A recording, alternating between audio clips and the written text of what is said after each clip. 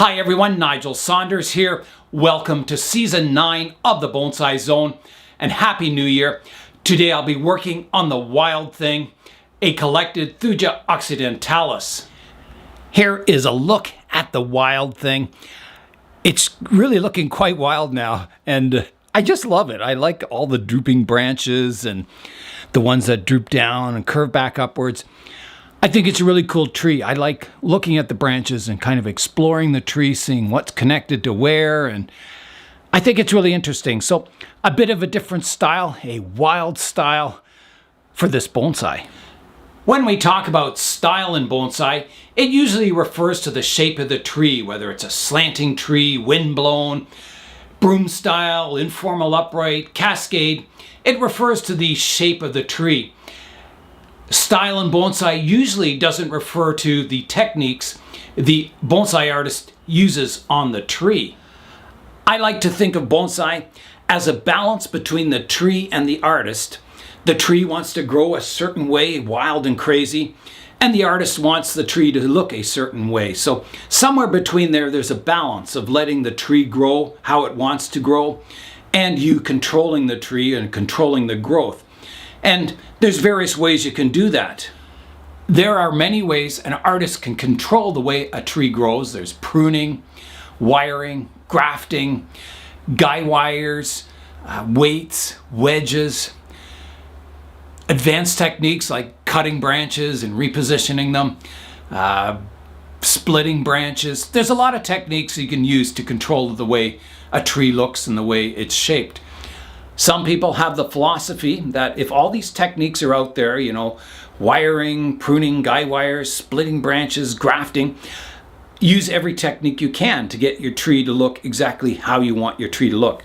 I prefer to kind of strike a balance between the way the tree wants to naturally grow and the way that I envision the tree to look in the future. So I only use pruning, and that kind of gives the tree a bit more of a say in what it looks like. You'll often get branches come out in strange places that you didn't expect, and sometimes it looks really good, and I think that kind of contributes to a more natural appearance of the bonsai. Many trees that every technique's used on them, they all kind of look a certain way, maybe not over styled, but perhaps over manipulated, maybe too artificial looking. And I don't really like those kind of trees. When I look at a tree, I want to marvel at nature. I don't want to marvel at the manipulation of nature. That's just my philosophy. So that is the philosophy that I'm using on this wild thing. I am letting the tree have more say than even I normally give a tree. I'm trying to miniaturize the tree by pruning, but I'm letting the branches grow and develop where the tree wants them to grow. So it'll be an interesting experiment what this wild thing will look like far into the future. The first step to miniaturizing a tree is getting the tree in a pot. Putting the tree in a pot kind of restricts the root growth. It kind of zaps some of the vigor of the tree, so it grows a little more slowly, and the foliage becomes finer and more miniaturized. So just putting a tree in a pot is the first step to miniaturizing a tree. And today I'll be pruning all these big branches back, all that new growth that grew over the summer, kind of bring all the branches back to the first division. And that's kind of the second step in miniaturization with just pruning techniques. Last time I pruned this tree up, I left a lot of my cascading branches very long, so the branch naturally droops under the weight of the foliage. And I may do that again today. If you prune off kind of a cascading branch, it might spring up. So if I want them to cascade even more, I'll just let them grow longer at the tips. And then eventually that branch hardens off in that position, and it can be pruned back shorter then, and you'll get this beautiful kind of cascade look to the branches. I'm going to start the pruning now. I'll start at the top of the tree and work my way down. And I'm not going to prune off any branches. I'm going to let the tree grow however it wants. But I am going to shorten the branches. So you can see this branch, the leader here, is very tall, and I can prune it back to the first division back here. Always keeping some nice healthy foliage on the branches. Just pruning everything back to make it more compact. And then in the summer, I'll let it grow however it wants again, and just keep clipping growing it over the years. And we'll see what kind of natural looking cedar I can get out of this tree. All right, here I go. So,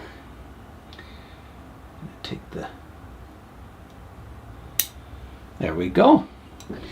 Now this pruning today, I'm using directional pruning. So, you know, if I want the new branch to come out this way, I prune it off just above a leaflet that's facing that way. So I'm still, you know, doing some manipulation on the tree, but very little. You can also finger pinch all the longer shoots back to get it more compact too. I'll show you pruning this branch up close. So here is, the branch comes out here. I've got a subdivision here, a strong shoot coming off here. I have a strong shoot coming off here. I've got some shoots back here, but they're not that strong. If I were to prune back to these shoots, the branch may or may not live. You're kind of rolling the dice.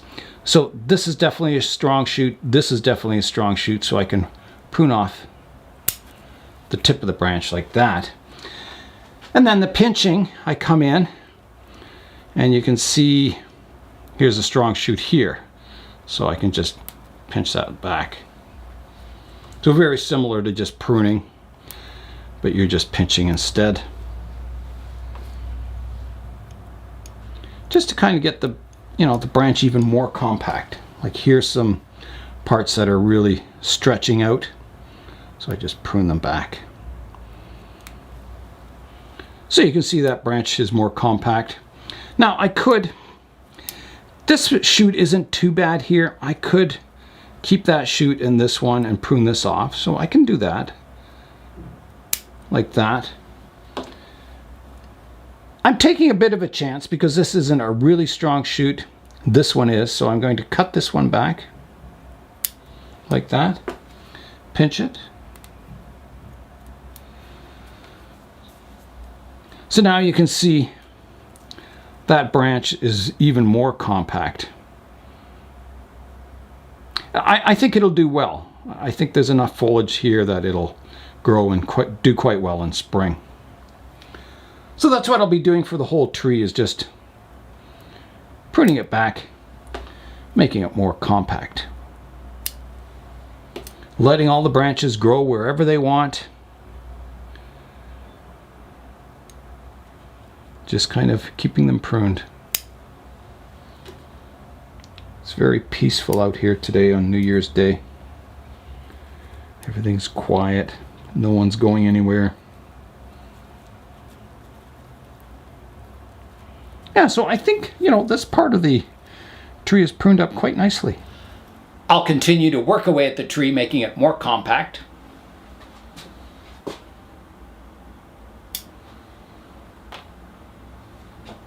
I think with this technique, I'll also get a lot of branches that, you know, as they develop, some of the ones in the interior will die back and create some natural dead wood.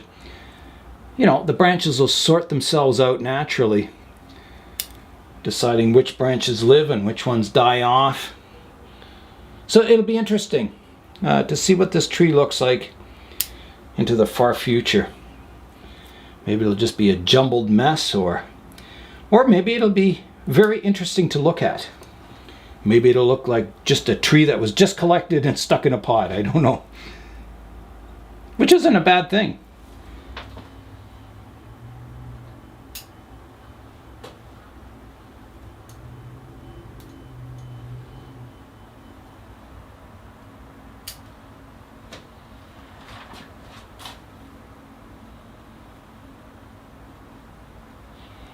Even though I'm keeping all the branches on the tree, I'm still faced with difficult decisions, like how long do I let some of these cascade branches get? So I've been pruning off, you know, some of them, trying to keep them a little shorter, more compact. you can't let them grow down forever, or you know, you'd have to have it on a really, really tall stand. And I don't think that would look very good. So yeah, there's still a lot of decisions, you know. How short do you make branches? You kind of got to look at the overall shape of it and kind of decide where to prune some branches. Like here's a big long one coming down here. I'm going to prune it back a little more compact. Taking the tip off. Another one here. I think that one could be shortened a bit more to there. This one could be shortened a bit more.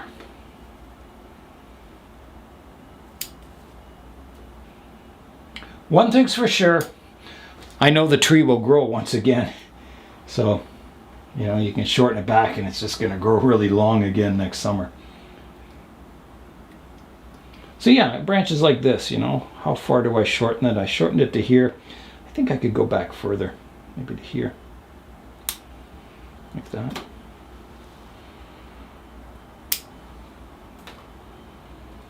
Cascading one here could be shortened. Take the tip off.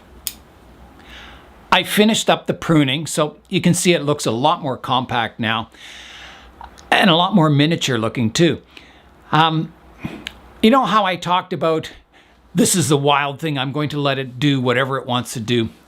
Well, I've been looking at it and there's something that bugs me on it. I've got, in this area here, I've got two apexes. I have the one that comes off the front branch and kind of bends down and goes up. And then I've got one that comes from the branch behind that shoots straight up. And the two kind of clash. And as much as I want to keep this totally wild, I think I've got to do some manipulation. I think I've got to do some branch selection. I think it's just going to become, I think it's one thing on the tree that just needs some sorting. So this is my say in how the tree grows. The tree had its say all summer. So now I'm going to do some manipulation. Here's the area that I'm talking about. So this branch comes up and then this part, the top of the branch is dead. And the live part dips down and then goes up vertical. And this is the part, that's the part you see from the live branch here. Now behind it, this branch, which is actually thicker, comes here and it stops here. There's a cascading branch here. There's one out the back here. So there's three branches in this one point, which isn't good to begin with. And then the one shoots straight up and comes up behind here to here.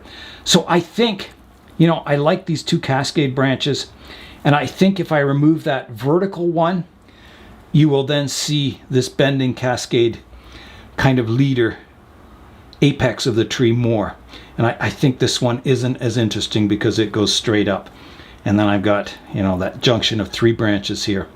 So I'm going to take it off. I think this back one needs removing.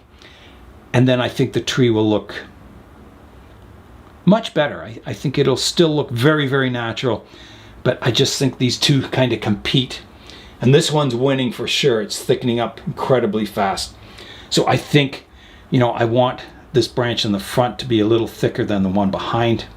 So this one will become the leader, this bendy one, if that makes sense. So I'm going to take this tall one off. All right, this is a big step. Big step forward, but you know, this is, cut. Zombies.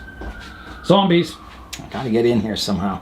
Let me just remove some of the branches in that area first. All right, I'm gonna come in. I thought about leaving dead wood and I think it wouldn't look good in that location. Here I go, I'm cutting it off. Big cut coming up. Just like that.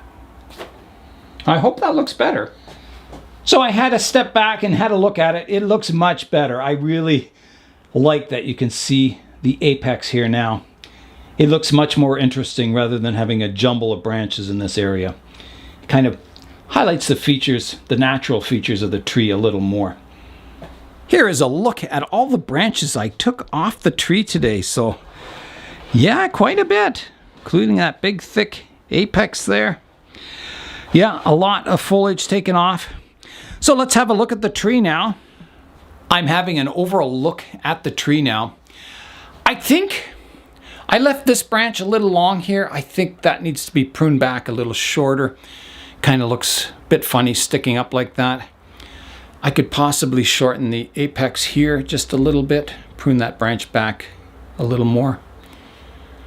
I've left all this hanging growth a little long down here on purpose, just, you know, so it develops. Hanging branches are naturally weaker than more upright ones, so I've left them a little long so they keep their strength and continue to grow. So they'll be shortened more probably in the future, but for now they're left a little long. Yeah, so I'll make those changes. I'll prune this one off a little shorter and maybe the apex a little shorter also. All right, that looks a little better. I like that. So I think that is it. I think it's all pruned up, ready to grow for spring. Let's fly in now and have a look at the tree.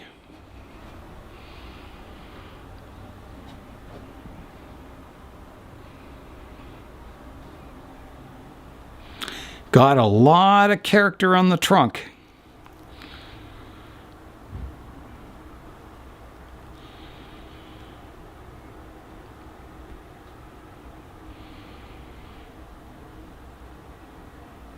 And the branches too. It's a pretty awesome little tree. There's all the cascading branches.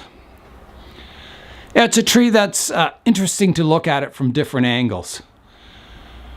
Some trees, you know, you look at the front of the tree and all the other angles of it aren't that interesting, but this one, it's kind of cool going around the tree exploring it.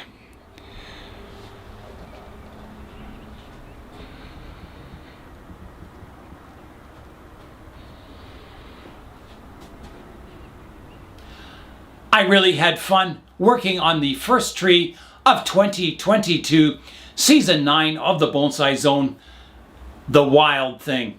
And that's all for today. I'm Nigel Saunders. Thanks for joining me in the Bonsai Zone.